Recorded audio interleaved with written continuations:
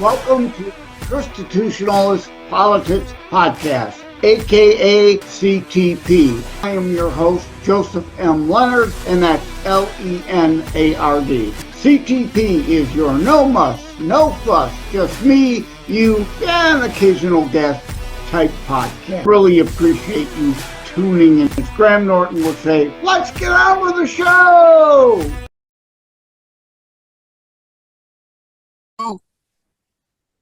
Hello, everyone. Welcome to another episode of Constitutionalist Podcast. Joining me today is Dr. Zuhdi Jasser, and I've got to admit, I've screwed up the spelling of your name more than one time, but I've found a way to fix it. Right? It's Zuhdi. Sometimes I would dyslexically mix up the HD, but you're a high definition guy. Awesome. Right? You're an AKTV as opposed to an old RCA 360 cathode ray tube. So HD. Now I'll always get it right. That's awesome. And it also it's Jasser, Jasser, Jasser, not Jasser. You're not a guy with a cornet in a jazz band. You're just see what I'm doing here? Yep. Dr. Zuhdi Jasser, thank you for joining. How are you today? Wonderful. It's great to be with you, Joe, and thank you so much for your program and for having me on. It's great to catch back up with you again. It's been a while. Yeah. I tried to have you come up for someone that was running against Rashida Tlaib a couple of years ago, because I know what a fan you are of hers. Yeah.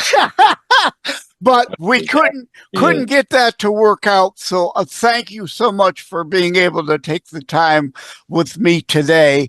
But you're here because you're running for Congress. But, put the truck in reverse. Beep, beep, beep.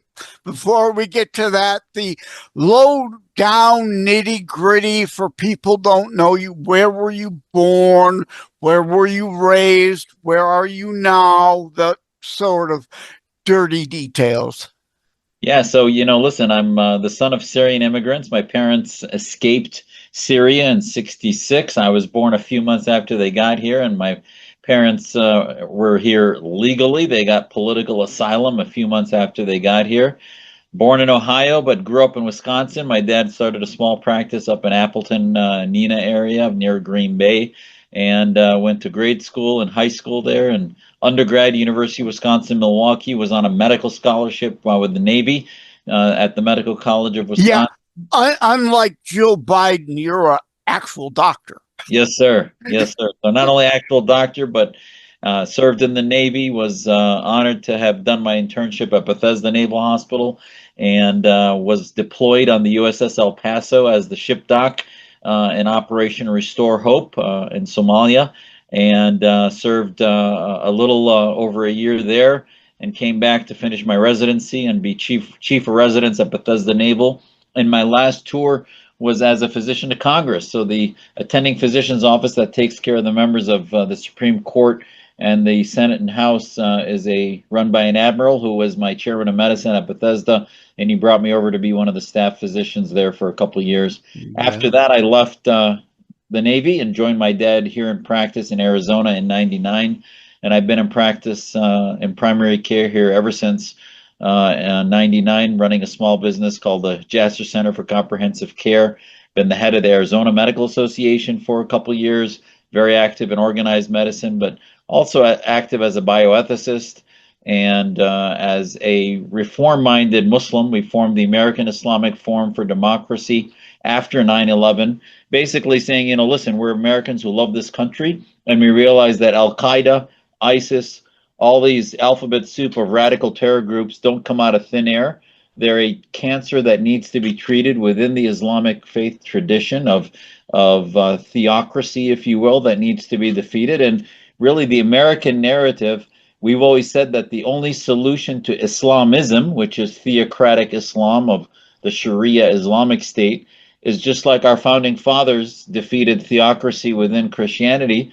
The first solution ever in history against theocracy was the American experiment in 1776 and then 1789, where we had that first constitutional experiment that separated and render unto Caesar what is Caesar and unto God's what is God's. And we really feel that's the only solution to political Islam, whether it be Iran, the state of ISIS, the Islamic Republic of Pakistan. All these supremacist ideas are the root cause of radical Islam. And and if you look now, the far left is working closely with the Islamists. You see them, Mamdanis, like you mentioned, Rashida Tlaib and Ilhan Omar. These don't come out of the farm team, doesn't come out of thin air. They are radicals who are working with the AOCs of the world, and Muslims like myself who love this country and would die for it are really the only solution. Before we get to your congressional stances, you authored a book.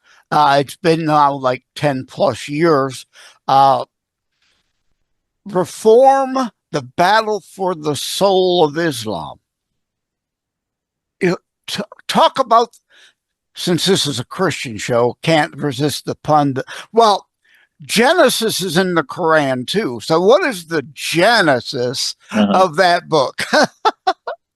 Yeah, so the genesis really, Islam as a religion is 1445 years old. We believe as Muslims that the scripture of the Quran was given to the Prophet Muhammad in around 530 CE, and ultimately that has now there was, and then I think as people look at Islam, I'm not expecting them to become experts in its history or its theology, but just to sort of give it the same trajectory in history as many faiths did, whether it be Judaism or Christianity, the faiths of the God of Abraham, if you will. It took a while. I was just debating in Oxford, and I'd ask people to look at that debate from October 24th, 2024, in which I was asked to debate whether Islam is compatible with democracy. And I took the side that it's not.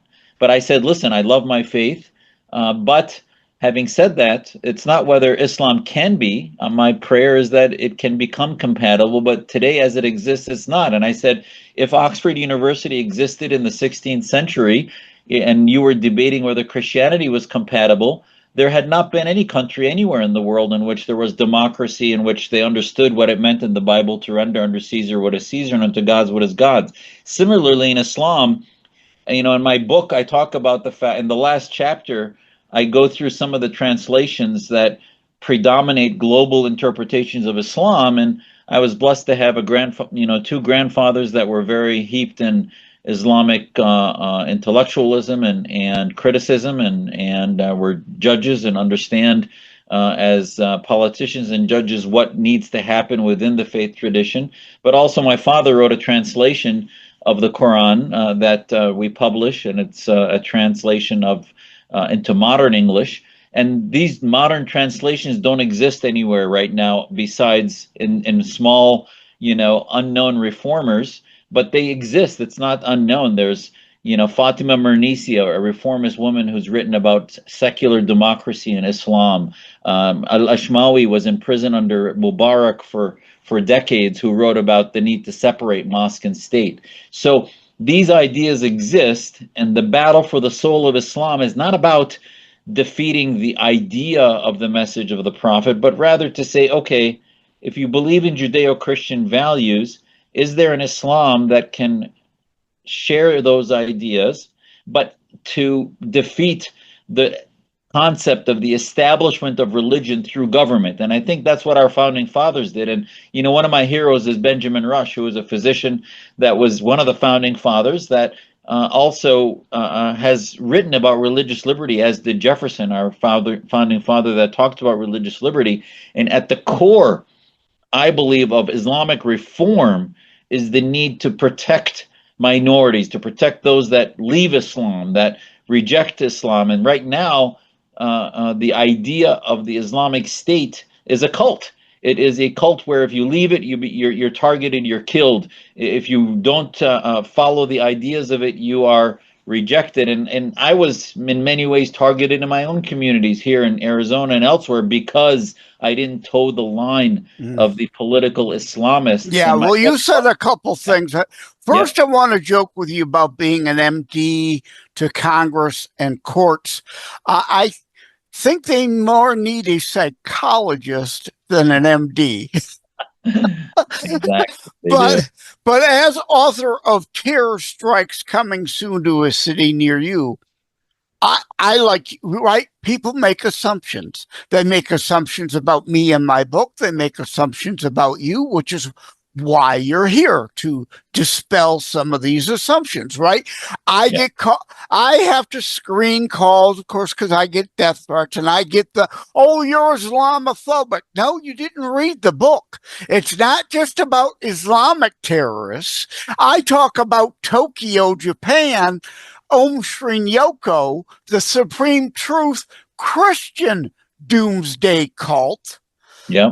too, right? Terrorism is terrorism. And also, I want to get your reaction to it's not all Muslims, right? Just like it wasn't all Germans. I've got a meme and I'll toss it in post production, right?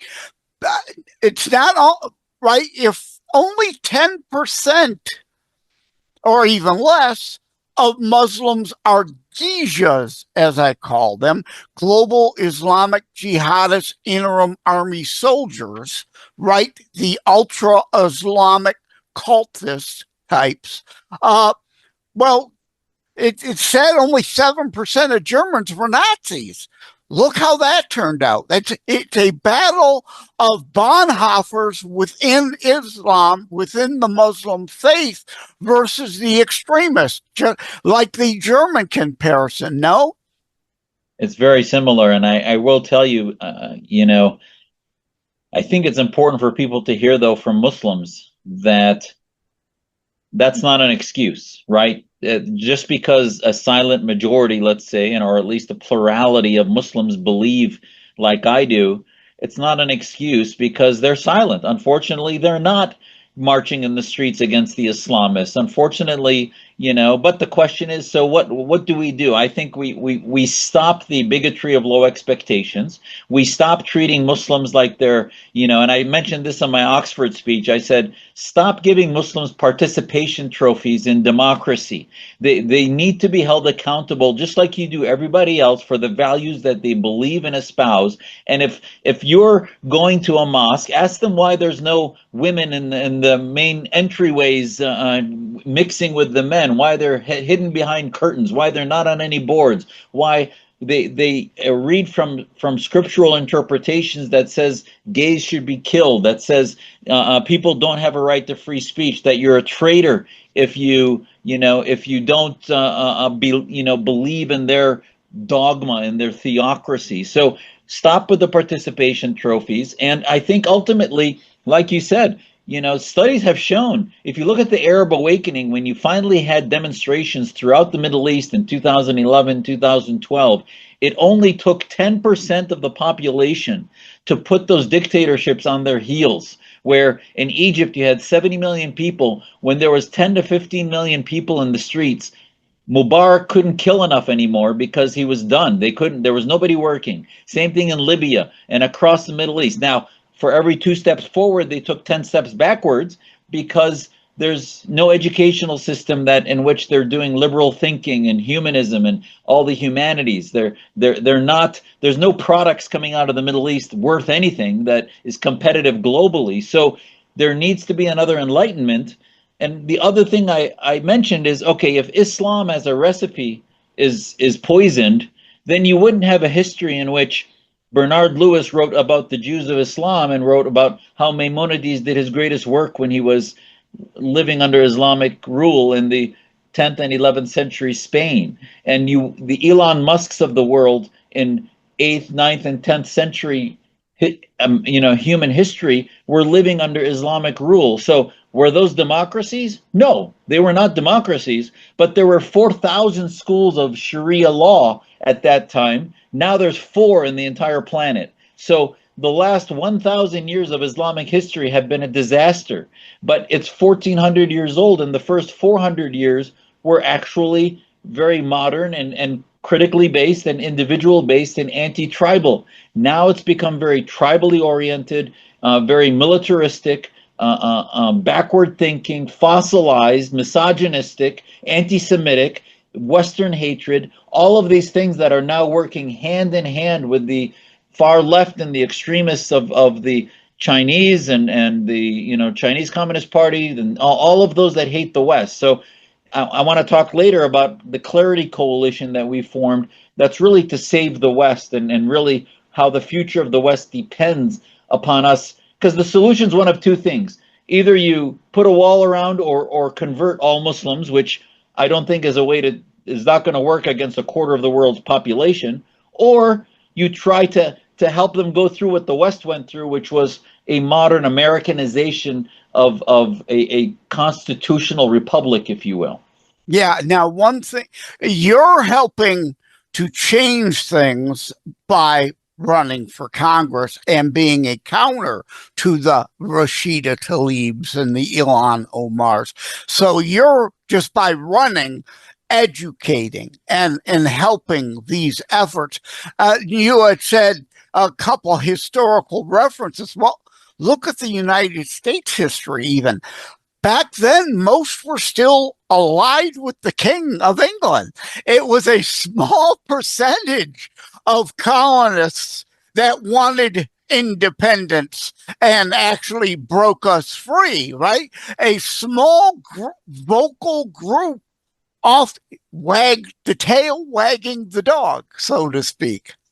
Exactly. And this is why it's important in that, okay, I understand there's some core doctrinal differences between Christianity and Islam or others, but at the end of the day, when I was on my neighbor, the reason I was never radicalized, Joe, is because the only thing in my life I'd ever die for is America. God doesn't need me to die for him. My faith doesn't need me to die for it because it will exist with or without me. America may not. America is one generation away from losing our freedom. So that's why Reagan. I Yeah. joined the Navy. And when I was on my ship, my supply officer was Mormon. My CO was Catholic. My XO was Protestant. My deck officer was Jewish. I was the doc. I was Muslim. There were atheists. The only thing that brought us together, we had such faith diversity, but we would die for the country because we wanted our ship to protect our freedom and to protect our soldiers and to enact the mission of not only our military but the president and our Congress. So, and the American citizenship. So at citizenry, at the end of the day, that's what makes America succeed, and that's why I'm ultimately running for office. Yeah, that's thank you. That next obvious question. We've alluded to the why, specifically spell out why you're running for Congress in Arizona. For those who don't have a program, they have lost track. You're running in what district in Arizona and why? I'm running in the 4th district in Arizona, and it's currently Greg Stanton is in that seat, the former Phoenix mayor who's been missing in action, and the list of problems that he has are just horrific. I mean, the best example of how out of touch he is with voters is he was on his boat voting from a tourist type boat when the rest of us were under lockdown and COVID, and that's the typical scenario in which Greg Stanton was representing, and now he's running the DCCC, the Democratic Congressional Campaign Committee, and the district is a swing district. It should have a Republican in it, especially with the wave that the red wave that we had that began with the Trump movement and is going to continue into 26 as we see all of the great things happening. But the reason I'm running for our district and in Arizona is there are many challenges facing our country, and the people of Arizona deserve better representation, and we deserve to continue what President Trump and so many others have started and get a better majority in Congress so that it's not as locked down as it is right now with a hair-thin majority. And you look at the challenges, whether it's the cost of living, the difficulty in buying a home. I see things that can be done legislatively, where right now you have foreign entities like China and else buying homes in cash out from under our citizens because of the inability to the first time buyers is lower than it's ever been. And President Trump is right to be really upset with the Federal Reserve for not lowering the rates and continuing the higher rates, because it's preventing our citizens from being able to buy homes. Healthcare. I can tell you, I was one of the few docs nationally, let alone in our state, to speak out against the lockdowns, which I thought I reminded me of what my grandparents were telling me about Syria, and yet was happening in this country in the name of one disease, one virus, while my patients were at home having heart attacks, bowel obstructions, not going to the emergency room. So we were disease trading in order to shave some, numbers off of who were dying from a virus, while right now we're seeing mental health crises and so many other things. My kids were being forced to stay out of school at home because why? They weren't even suffering from COVID. The kids were not getting COVID, and yet the authoritarian nature of the left that was running a lot of what was happening used the pandemic to take away the rights of citizens. And as a physician, I think I'm very well suited to be able to not only counter that, but begin to bring back diversity and real choice in healthcare, where patients were told they could keep their doctor in Obamacare and they can't. You're seeing consolidation in healthcare, where the cost of healthcare, it's 20+% of our GDP. And I can tell you, one of the number one things my patients complain about is being able to get to see their docs, getting the value that they pay for in healthcare. I mean, essentially, our healthcare system's been socialized, and the government is basically the major insurance companies that have dominated and destroyed, I think, a lot of what is healthcare today in America. And those are just two of the issues. And then strengthening our border, as the president has so skillfully done, to continue that and give legislative protections to what he has enacted through the White House in the last few months alone. Yeah. Is very important. Three things. You see me furiously writing notes, right? One, regarding your opponent, and you said what he was doing rules for us, not for him during the like Gavin Gruscom at the French Laundry, while everybody else is like here in Michigan. To relate this to others across the country, not just Arizona, wretched Whitler visiting family in Florida while we're all locked down here, and her husband taking a boat out on Lake Michigan while we're all locked down here. So, yeah, the usual hypocrisy, rules for everybody else, but never them. You quoted Reagan, we are but one generation away. So I throw back to Reagan, and like you said, the need to increase the majority. People forget Reagan never in his 8 years had control of the House. Never. 2 years, slim majority control of the Senate. Imagine how much he could have got done had he had a GOP House and Senate his 8 years. And we cannot let Trump lose control of the House or the Senate, and as you said, increase the majorities so we can get more done, less EOs, more official legislation through Congress. And you mentioned diversity. E pluribus unum, my friend. We are the most diverse and inclusive nation on this entire bleeping planet already. E pluribus unum. Yes? Yeah. And it's, I've got the background, the service, I've rolled up my sleeves. I have taken on the biggest establishments in the planet, which includes organized Islam and the healthcare system, which as an insurgent within the organized medical community, I've taken on wokeism and DEI initiatives that have really, I think, ruined a lot of the quality in medicine, because it is no longer about meritocracy, but really simply about identity politics. And not even, as a son of immigrants, I appreciate diversity ethnically more than anyone can say. And yet I also understand that what makes America great is our meritocracy, is that Yeah. we want people to be lifted up. You know, our rising tide raises all boats. It has to be about the most successful, the people we choose with our feet, with our pocketbooks, etc., not the ones that get forced down us because of certain programs. Yeah, JFK understood the rising tides thing. That's why the JFK tax cuts, slashing from 90% tax rates way down. He JFK was a conservative, for the most part, Democrat. They don't exist anymore, right?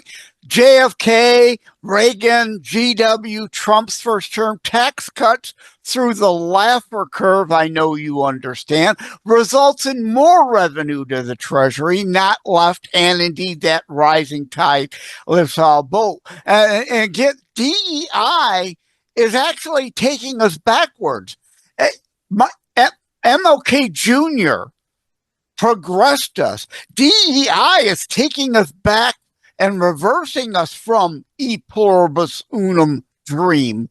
And I want to ask before I forget, uh, do you have or do you foresee a primary opponent, or are you able run now right through to the general November 2026 unopposed Well, in the party? yeah, there have been a number of folks that have written letters of intent, but I'm the only one that's declared at this time. Last time there were three other opponents, and I lost by a few percentage points. And the other candidate that defeated me, all the candidates had run multiple times. I was the only first-time candidate, so you know I think we've got a lot of momentum. That we've got only tailwinds now and no headwinds. So we're hoping, you know, to continue to show that the best thing for this district is to unite behind my candidacy, and then be able to take it to Greg Stanton, who has been there for way too long. He's never had a real challenger. His real, what he has really done for the district has been, if you look at every of the, talk about Reagan, every 80-20 issue, our 80% friend is not our 20% enemy.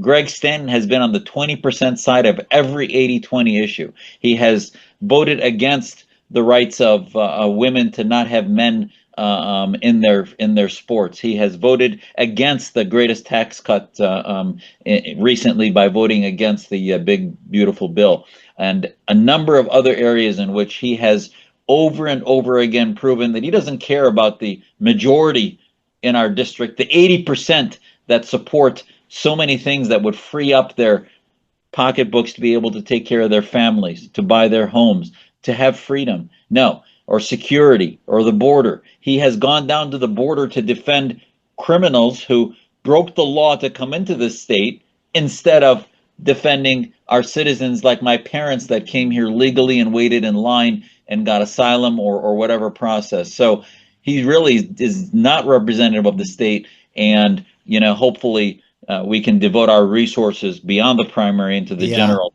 send him home. Right. Now this is an important thing, and you mentioned momentum. I've run for office before myself, right? Run once, and if you lose, it doesn't mean a death sentence, drop out, you're never going to get it. No, no. As you said, the last time your other previous opponents had run before and lost, the one you lost to in the primary last time was a previous run. You build up a base that Yeah. you can then build on running that second time. It's not a negative thing. I've supported many candidates that have run and lost, and running again a second time, because you do have an extra momentum. I do often say to people, like there's a friend of mine that's run for Congress 4 times. I like, after the first two, third time's the charm. No, third time, give it up. But right, And I'll tell you, I think I'm the right candidate at the right time in the right place. This is a district that I've worked in and I know and I love, and over half my patients are from the district. And I will tell you that this is the right cycle. That this is a seat that we can flip to increase the majority in Congress of conservatives. And I'm not only a physician that's been taking care of the community, but a veteran. I understand the concerns of veterans and people that serve in our military and the honor that they deserve. And also as a fighter, they want somebody in Washington. Our constituents, our citizens in my district want somebody in Washington that can fight for them. And I've been proven Yeah. over and over through not only domestic establishment organizations like healthcare system, but globally, I can fight and I will not back down from any fight. Yeah, and I'm having a mental block on her name. The swimmer, is it Riley Yeah, Green? Riley Gaines. Yeah. Right, Gaines. Okay, I knew I was getting it. Riley Gaines. I've met her a few times. She was here campaigning for Tudor Dixon last cycle, so I got to meet her. Any chance she'll be with you to help you regarding the women's issues, protecting women in sport? Well, we'd I, love to. We'd love to engage her. She's fantastic and just such a hero and so courageous. People of courage. I could not tell you how important it is for us to work with them. Been endorsed by, and Hugh Hewitt and Charlie Kirk and Mark Levin and so many others last cycle. And Charlie's going to support me this time. And we would love to reach out to Riley, and hopefully we can do that. You read my mind where I was exactly going with that endorsements. You read, see, this guy knows what he's doing. He knew right where I was going next and just went there anyway. So, so yeah, I don't like to do too long a show because I call it today's Twitter attention Yeah. span, right? Everybody wants the condensed version. Too long and people tune out. So do you have a website? I'm sure you do, where people can reach out to you? Yes, please go to Z4AZ, Z digit 4 AZ or ZFORAZ.com, and you can see what our priorities are and everything about our campaign and pitch in. Obviously you can't win a campaign unless you've got the fuel to do it. So we'd love to get as much support as we can from all over the country. Absolutely. Yeah. Z4AZ.com, or me being in Detroit, some of my friends across the river over in Windsor would say Z4AZ.com, right? Yeah. I Yes. don't understand why people would want to throw extra syllables in for a letter, but we want their support too. Those who use Z instead of Z. Yeah. Z4AZ.com. Thank you, Dr. Zuhdi, high definition guy. Jasser, not Jazzer, he doesn't own a coronet, for your time. Good luck. You certainly have my support and this show's endorsement. For what little it's worth, me being in Michigan, you being in Arizona, I'm sure it doesn't carry a whole lot of weight there, but I'm happy to have you on and help you get your word out. Wrapping things up, any closing statement, Well, closing remarks? Well, thank you for all you do. And, this is I'm just one piece of the puzzle of a great America that gave my family freedom to be who we want to be, to make the choices we want, build small businesses and give back. And, part of our legacy work is giving back to this country all that it gave us. And as I've got kids now, either entering college or leaving college or already in the workforce, I can tell you that we want to hand over to the next generation a country better than we found it. And had President Trump not won, had conservatives not been able to get back and a little more influence in Washington, I was worried that we weren't going to do that. But I think we're headed in the right direction, and I think flipping seats like we have here is one way to do that. So Yeah, and we need to increase that margin because I, you know, I'm not rah rah rah for anyone with an R next to their name. I fight the CNOs, conservatives in name only, and the rhinos. CNOs are just another form of rhino. As yeah, hard as I do the commie fasci sociocrats, I like to say, right? Yeah. yeah. So yeah, we need to improve the margin of real conservative Republicans like you that understand history, not trying to undo all our history. 100%. Well, thank you for all you do, and it's thanks for having me back. I appreciate it. All right. Take care. God bless. God bless. Thank you for having tuned in for Constitutionalist Politics Show. If you haven't already, please check out my primary internationally available book, Terror Strikes, coming soon to a city near you. Available anywhere books are sold.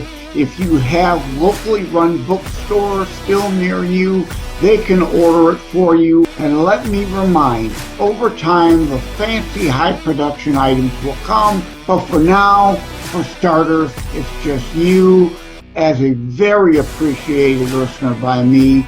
All substance, no fluff, just straight to key discussion points. A show that looks at a variety of topics, mostly politics, through a Christian U.S. constitutionalist lens. So again, thank you from the bottom of my heart. Take care. God bless. Like and subscribe to Constitutionalist Politics Podcast and share episodes. We need your help.